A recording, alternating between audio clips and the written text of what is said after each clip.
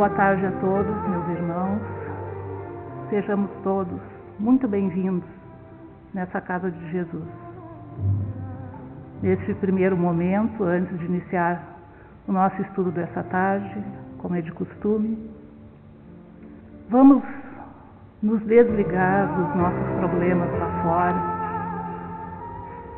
para podermos melhor nos conectar com esses benfeitores espirituais que prepararam esse ambiente com muito amor para nos receber.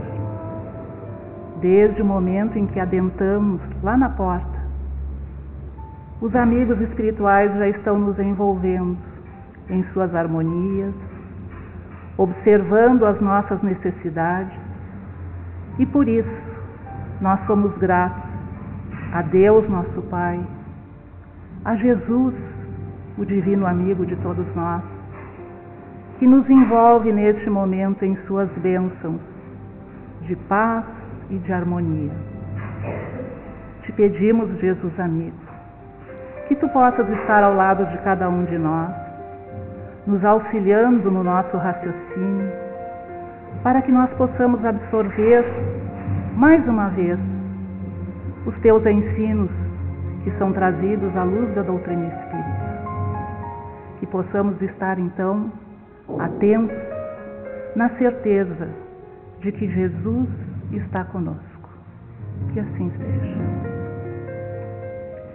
Então, para a tarde de hoje, nós vamos fazer um breve estudo que está lá no capítulo 18 do Evangelho segundo o Espiritismo, muitos os chamados e poucos os escolhidos. Kardec coloca lá no primeiro item desse estudo a parábola da festa das bodas.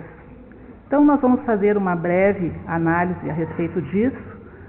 Não podemos nos aprofundar muito porque o tempo não nos permite, mas já poderemos ter uma ideia do que nós podemos assimilar, o que nós podemos entender a respeito dessa parábola.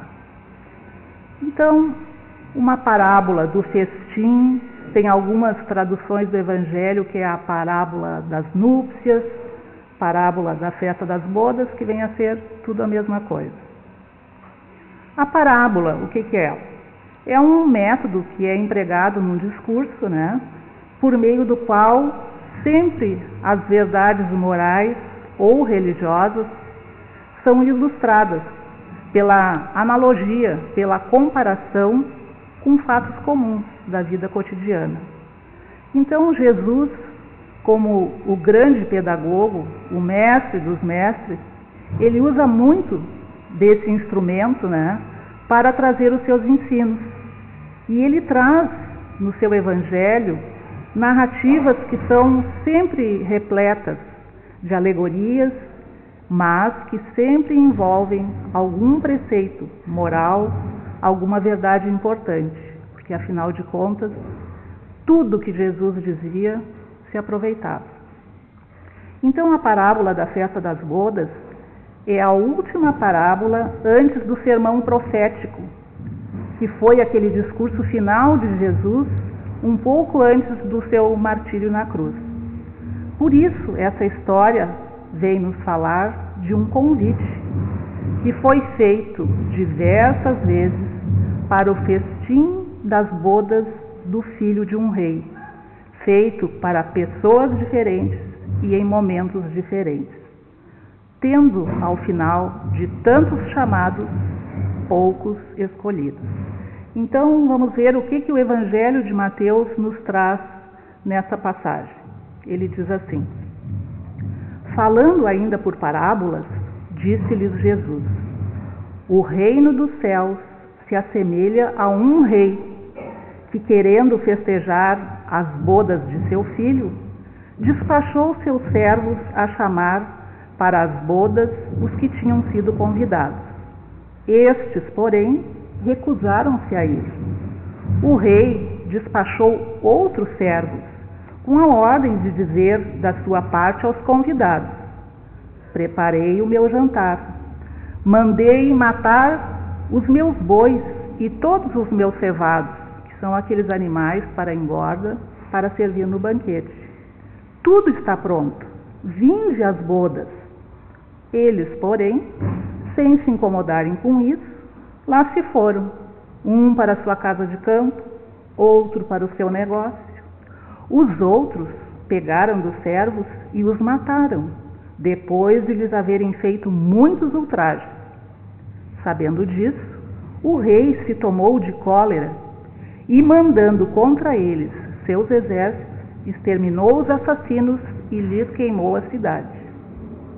Então ele disse a seus servos: o festim das bodas está inteiramente preparado, mas os que para ele foram chamados não eram dignos dele.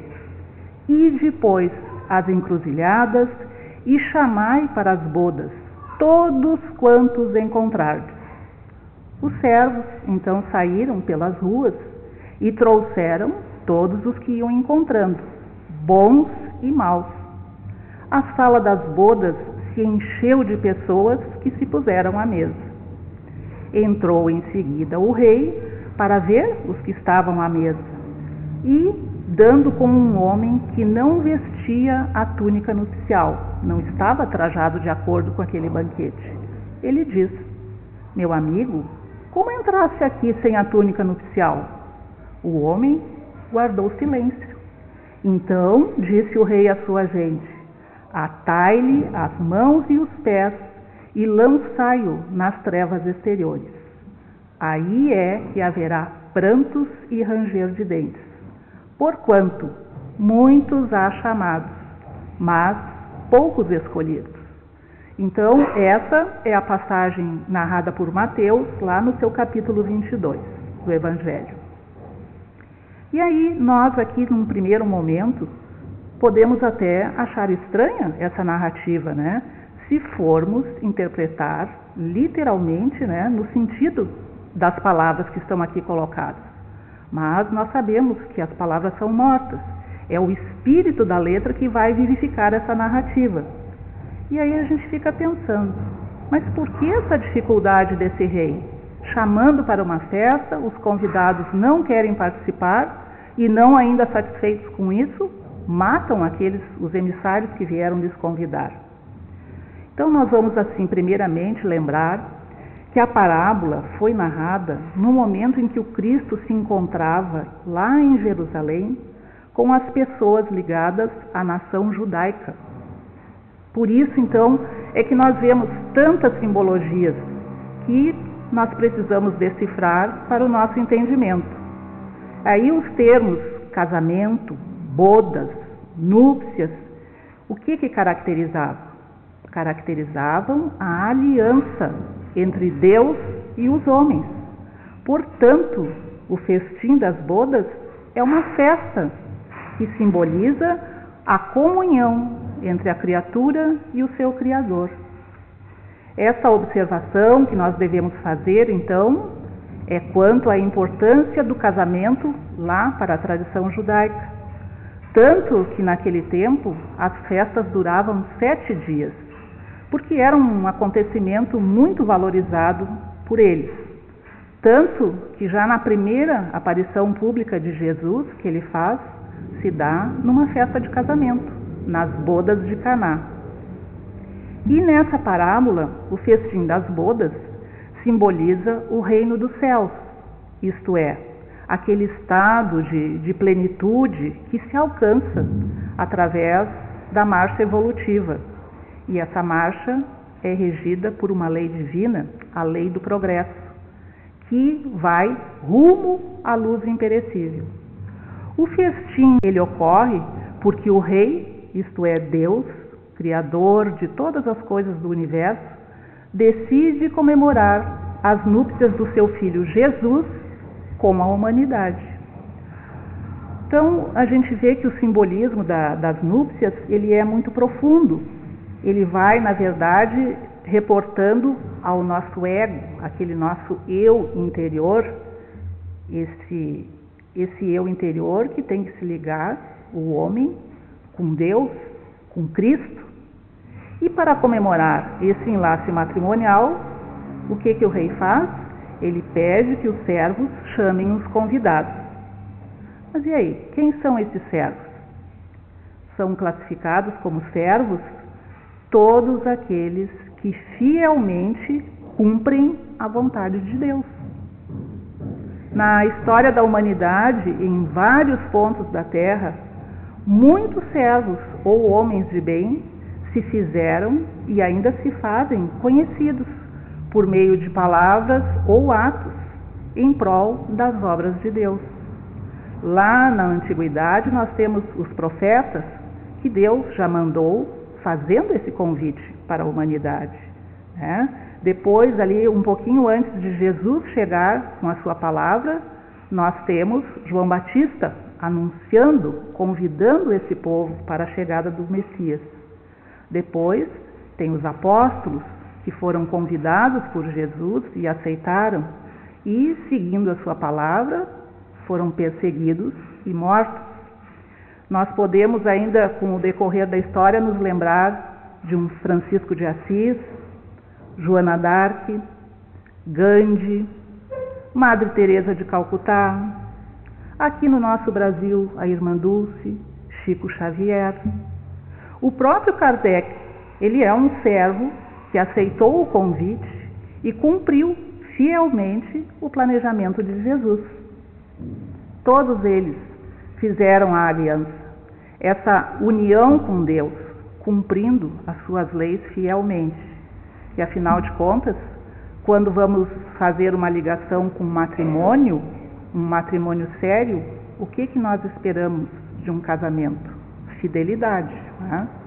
Então esses servos são os enviados de Deus e Jesus, espíritos de grande envergadura moral, independente da crença religiosa que praticam. E as iguarias? As iguarias não são materiais.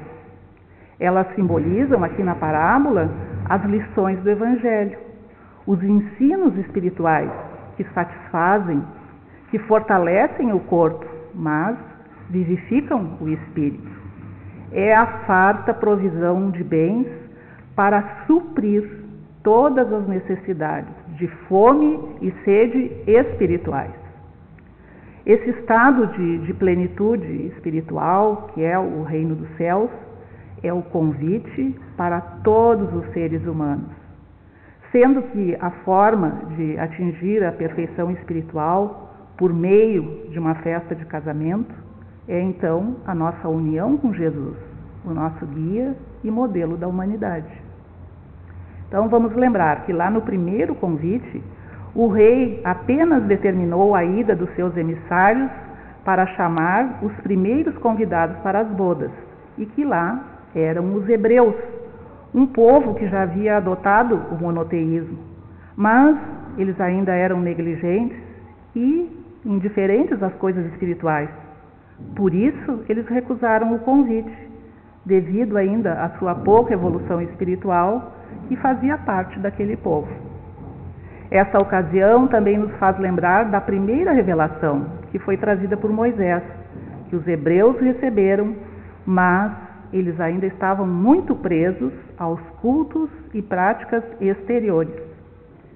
Os emissários deste primeiro convite foram os profetas, cujas palavras não foram escutadas e as suas advertências, na maioria das vezes, foram desprezadas. O segundo convite, que o rei pede aos servos, então, que expliquem aos convidados o cardápio desse banquete e os detalhes do grande acontecimento. Então, os profetas e os mensageiros fizeram os convites mais claros aos judeus, anunciando-lhes a vinda do Messias. Contudo, esses convidados preferiram cuidar das suas vidas, absorvidos pelas coisas terrenas, conservando-se indiferentes às coisas celestes. Depois do segundo convite, o rei, tomado de cólera pelo que fizeram com os seus servos, mandou contra ele os seus exércitos, exterminou aqueles assassinos e lhes queimou a cidade. No último convite, o rei então ordena a convidar a todos, pobres e ricos, ignorantes e sábios, para que todos pudessem ter acesso à boa nova e não tão somente aquele povo dos primeiros convites. Essa cólera do rei e o incêndio destruidor da cidade nos remete para outra lei divina, a lei de causa e efeito, a qual todos nós estamos submetidos. Pranto e ranger de dentes não são as penas eternas, o castigo no fogo do inferno, porque na parábola a figura do rei encolerizado não combina, não é admissível com a figura de Deus, que nós sabemos que é nosso Pai amoroso, justo e bom. Deus não se encoleriza com as nossas mazelas, Ele nos conhece. Então, assim, essas cóleras atreladas às tropas e aos exércitos vão simbolizar os resultados dessa lei de causa e efeito, que podem trazer graves consequências para o espírito, quando este está agindo em discordância com as leis divinas. Então, nesse sentido, a doutrina espírita vem nos esclarecer que as provas, as expiações, na verdade, contribuem para o nosso aperfeiçoamento, que é necessário ao espírito que vai evoluir, né? Com isso, de aprimoramento em aprimoramento, de reencarnação em reencarnação, aquele homem velho vai concedendo lugar ao homem novo, um homem mais consciente, mais pleno do seu papel de co-criador na obra divina, que somos todos nós. Assim, durante as nossas existências, Deus está sempre nos chamando para sermos cidadãos do seu reino. Ele está batendo a nossa porta, nos trazendo oportunidades a todo momento. Mas a cegueira, a surdez, aliados ao orgulho, ao egoísmo, às escolhas decorrentes do nosso livre-arbítrio, funcionam como uma barreira para essas coisas de Deus. O Mestre Jesus, ele nos ensina que dia virá em que o reino de Deus será deste mundo, porque ele também nos disse que esse reino já está dentro de nós, mas nós precisamos cultivá-lo, deixar florescer. E isso se dará quando os homens forem regenerados pela verdade, seguindo pela estrada do progresso e da fé, com a nossa transformação interior, a nossa renovação, o despertar, a libertação e a salvação do espírito. Jesus representa a verdade que a humanidade já tem condições de assimilar, implantando esse reino de Deus dentro de cada um, a fim de que num futuro possa transformar a Terra num lugar melhor e regenerado. O processo da evolução espiritual, então, começa a partir de certo nível de entendimento e de experiências que são vivenciadas pelo espírito. Então, somente a partir desse patamar é que o homem vai poder se abrir para as verdades superiores. Vejamos que hoje já existem milhares de pessoas que receberam algum tipo de educação moral de diferentes credos, diferentes religiões, mas ainda não aceitam o convite de se melhorarem, pois preferem atender às sensações imediatistas e transitórias da vida material, que é uma clara demonstração ainda do nosso egoísmo. Esses são os convidados que se recusam. São as pessoas mundanas que estão se preocupando mais ou até exclusivamente, algumas, em cuidar dos seus negócios, indiferentes aos valores espirituais. E aí, são essas escolhas que nos afastam de Deus, exatamente nesse momento em que nós nos apegamos a essas facilidades, às coisas superficiais, às conquistas terrenas, aos costumes do momento. São muitos chamamentos que nós recebemos para nos distrair desse caminho. Dessa forma, então, a gente vê quanto ainda o número de cristãos que segue o Evangelho ainda é pouco. Em geral, são pessoas que até algumas ouvem, leem, outras falam, interpretam, pregam as verdades imortais, mas, no fundo, poucos se esforçam para vivenciá-las, para serem o exemplo de Jesus. E aí essas pessoas vão vivendo, não se mostrando preocupadas com a salvação da própria alma. E estão sempre adiando aquele momento da transformação espiritual.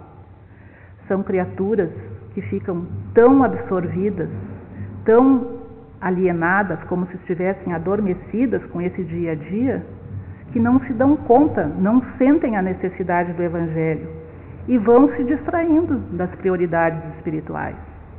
São infelizes, mas não se dão conta aonde é que precisa haver essa mudança.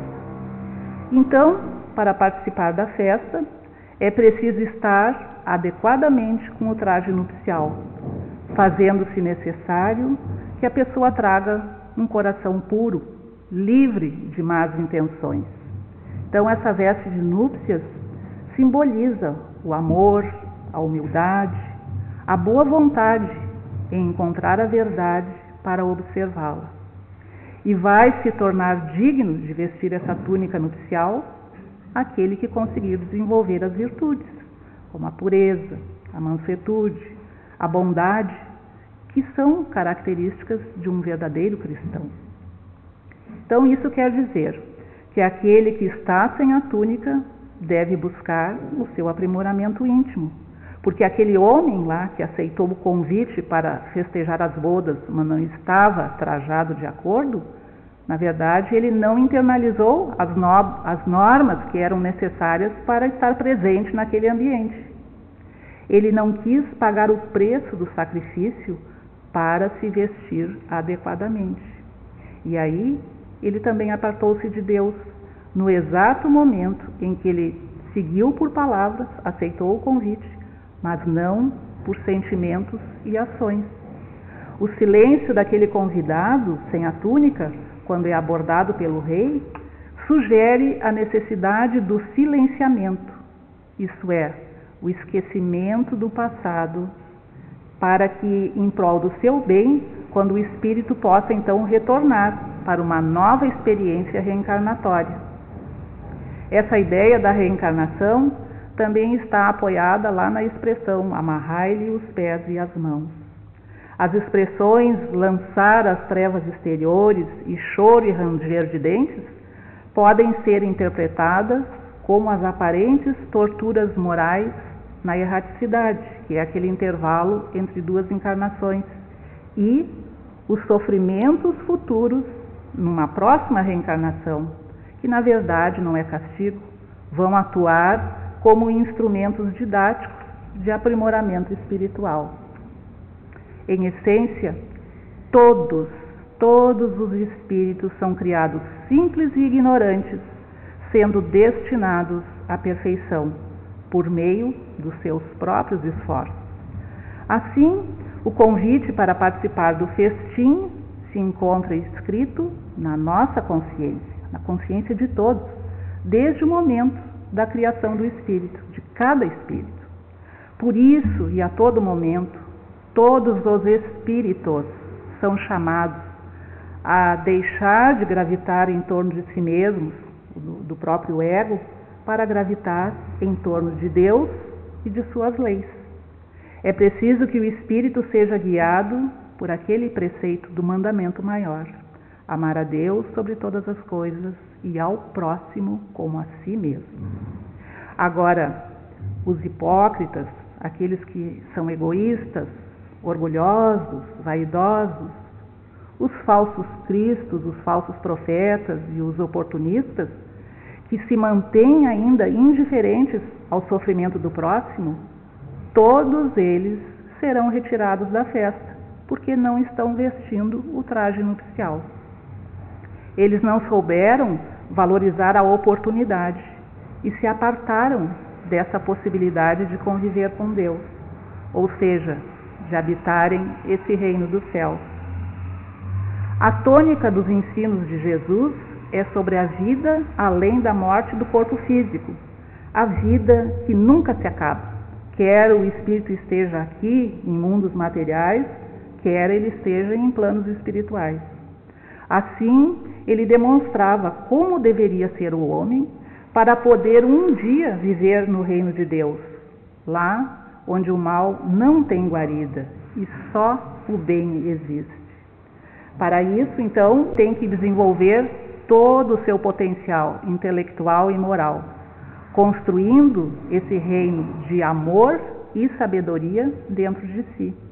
Nesse aspecto, todos indistintamente, são chamados para ter acesso à felicidade, que é um atributo daqueles que já têm uma consciência pelo seu livre-arbítrio e trajam as vestes das núpcias do amor, da humildade, da boa vontade em encontrar essa verdade para segui-la. O livre-arbítrio, ele nos proporciona o poder das escolhas, então somos responsáveis por elas, inclusive pelas consequências e os males que causam a nós próprios e aos nossos semelhantes. Nós não podemos simplesmente jogar a culpa nos outros ou nas circunstâncias externas, ou fugindo das nossas responsabilidades. Então é importante termos sempre em mente a lei de causa e efeito, que é o homem que escolhe aceitar os ensinamentos da palavra, a semente, o fermento da fé e pautar a sua vida sob os princípios da orientação de Jesus. Então, por isso, Jesus nos alertava a todo momento quanto à urgência de vigiarmos os nossos pensamentos, as nossas atitudes e as nossas escolhas. É que as nossas tendências, de espíritos imperfeitos que ainda somos, são verdadeiras armadilhas que nos distanciam do Pai e, por consequência, nos afastam das suas bênçãos, da sua proteção, da sua inspiração, do seu amor. Duas são as estradas que se apresentam aos homens, a da evolução e a da degradação. Também são duas as portas que se abrem a toda criatura humana, a porta da vida e a porta da morte. Aqueles que caminham pela estrada da evolução hão de forçosamente passar pela porta estreita que conduz à vida. A estrada da evolução é apertada. Poucos são os que passam por ela, mas grande é o número daqueles que não querem acertar, pois ouviram dizer que ela é apertada. A estrada da degradação, essa é larga, é fácil. Muitos são os que passam por ela e também não querem sair, porque ela é espaçosa, ela lhes oferece uma série considerável de distrações, de zonas de conforto, e estreita é a porta da salvação, porque o homem que escolhe passar por ela terá que fazer grandes esforços sobre si mesmo para vencer as suas más tendências, coisa que muitos poucos se resignam. É o complemento da máxima. Muitos são os chamados, mas poucos os escolhidos. O chamamento e a escolha dependem da conduta de cada ser que deseja aproveitar este momento agora, este momento de vida aqui na Terra, para preparar o seu futuro espiritual. Porque, meus irmãos, chamados, todos nós já fomos. Nós viemos sendo chamados desde aqueles tempos. Porque isso depende de Deus. Agora, escolhidos, ainda somos poucos, porque está dependendo de nós. E Deus não escolhe os capacitados, Ele capacita os escolhidos. E o nosso tempo passou, então eu espero que, dessa maneira, esse breve estudo dessa tarde tenha esse propósito de nos levar a refletir, a buscar maiores esclarecimentos à luz da doutrina espírita, de acordo com as palavras do nosso Mestre Jesus, para que elas possam chegar no íntimo de cada um de nós, que aqui nos encontramos, não por acaso, encarnados e desencarnados. Que essa mensagem possa ser recebida em nosso coração como as sementes num solo fértil, germinando, produzindo bons frutos, que nos conduzirão com toda certeza aos braços do Pai Celestial.